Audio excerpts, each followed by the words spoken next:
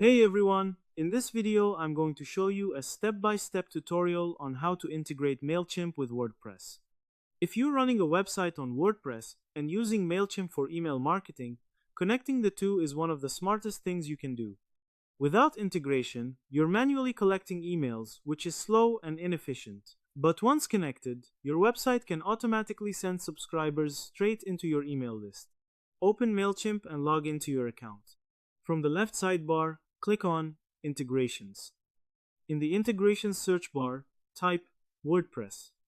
Then click on WordPress when it appears.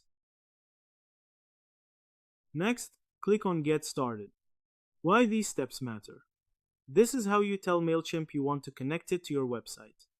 After clicking Get Started, you'll be redirected to download the Mailchimp plugin. Next, click Download. This downloads the plugin file to your computer. Why this step matters? The plugin is what connects Mailchimp to your website. So without it, there's no integration and it acts as the bridge between the two platforms.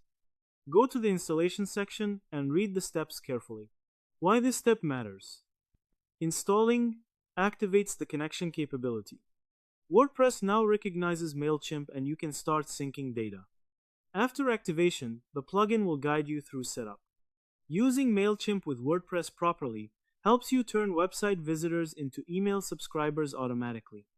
To summarize, integrating Mailchimp with WordPress involves going to the Integrations section in Mailchimp, selecting WordPress, downloading the plugin, installing it in your WordPress dashboard, and connecting your account.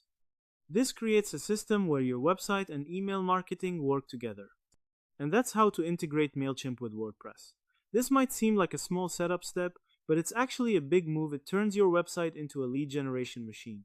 Instead of manually collecting emails, everything becomes automatic. But don't stop at integration, actually use it. Add forms, test them, and start building your list.